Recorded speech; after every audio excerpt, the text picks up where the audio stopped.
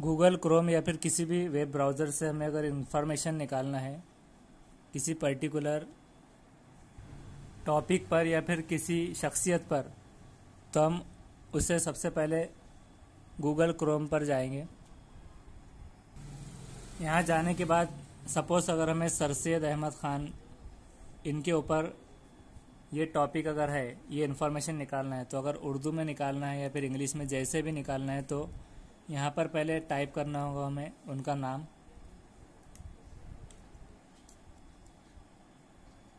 जैसे हम नाम टाइप करेंगे तो यहाँ पर ये सजेशन की लिस्ट आएंगी।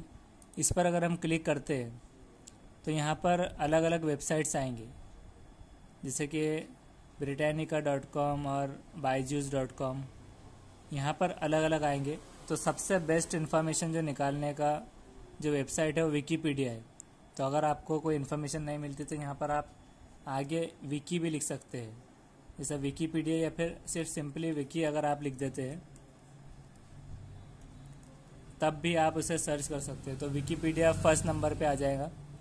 उस पर जैसे ही हम क्लिक करेंगे ये पेज लोड होकर इन्फॉर्मेशन खुल जाएंगी, जिसे आप अलग अलग लैंग्वेजेस में भी ट्रांसलेट कर सकते हैं। लैंग्वेजेस को कन्वर्ट करने के लिए आपको लेफ़्ट साइड से यहाँ पर लैंग्वेजेस दिखाई देंगी।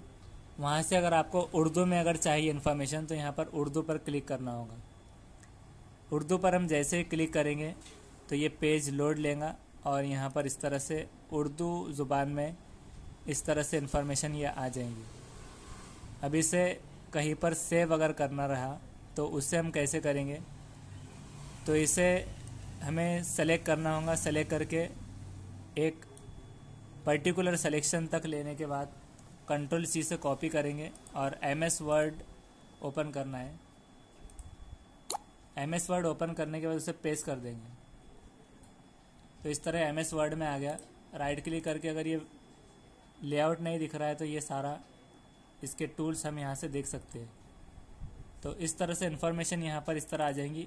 अगर ये उर्दू में अगर हम ले रहे हैं तो इसको अलाइनमेंट आप राइट कर सकते हैं, राइट साइड की डायरेक्शन में। फिर बाद में ये सारा जो अलग अलग इसके कलर्स हो गए फ़ॉन्ट के, ये फ़ॉन्ट के कलर चेंज करने के लिए इसको सेलेक्ट करना होगा और यहाँ पर जो फ़ॉन्ट कलर है उसको ब्लैक कर देना है। और जहाँ जहाँ पर बोल्ड आ रहा है, बोल्ड तो है ही, इटैलिक अगर नहीं चाहिए तो आई एक मरतबा क्लिक करना है, वापस से क्लिक कर देना है, तो सारा इटैलिक निकल जाएगा। कहीं पर अगर अंडरलाइन भी आ रही है तो अंडरलाइन भी हम ऐसे ही निकाल सकते हैं। तो इस तरह से हम ये इन्फॉर्मेशन निकाल सकते हैं। बाद में आप उसको जस्टिफाई कर सकते हैं, जस्टिफाई लो, उसको फ़ॉन्ट साइज़ जो देना है ये तो आप कर ही सकते हैं।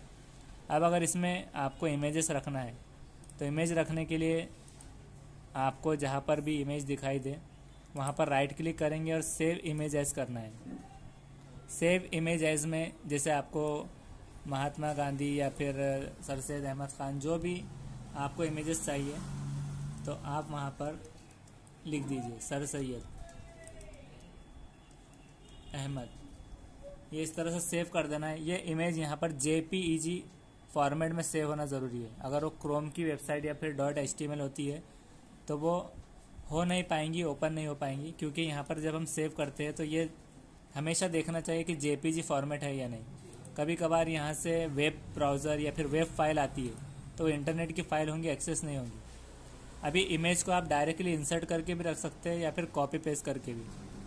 आपको इसमें लोकेशन देखना है तो यहाँ पर जाना होगा शो इन फोल्डर, कहाँ पर गई है ये, तो यहाँ पर दिखाई देंगी कहाँ पर गई है। तो जैसे कि C के यूज़र के ज़मीर नाम में माय पिक्चर्स इसमें है, तो माय पिक्चर्स में यहाँ से राइट क्लिक करके भी कॉपी कर सकते हैं और यहाँ पर हम जहाँ पर भी पेस्ट करना है तो वहाँ पर पेस्ट कर सकते हैं। मिसाल के तौर पे अगर आपको यहाँ पर पेस्ट करना है तो यहाँ पर क्लिक करने के बाद यहाँ से पेस्ट कर देंगे। अब ये इमेज आ गई, लेकिन आपको इसको टेक्स्ट के साथ में लिखना है, इतना वेस्ट जो जा रही है जगह। तो अब इमेज पे क्लिक करने के बाद ऊपर मेन्यू बार से फॉर्मेट टैब में आना है। फॉर्मेट टैब से रैप टेक्स्ट में टाइट इस पर क्लिक कर देना है। ये टाइट क्लिक करने के बाद ये इस तरह से सेंटर में आ गई। इसको आप राइट में भी रख सकते हैं, टेक्स्ट के साथ इसको अलाइनमेंट्स इसको दे सकते हैं। और ये लिखने के बाद आपको पेज की मार्जिन पहले सेट करना होगा। पेज लेआउट में आना है, साइज़, तो ये लेटर था, इसको पहले ही A4 कर देना है। ताकि वो A4 के हिसाब से सेटिंग हो पाए, बार बार उसको सेटिंग डिस्टर्ब नहीं हो पाएंगी। और मार्जिन्स का भी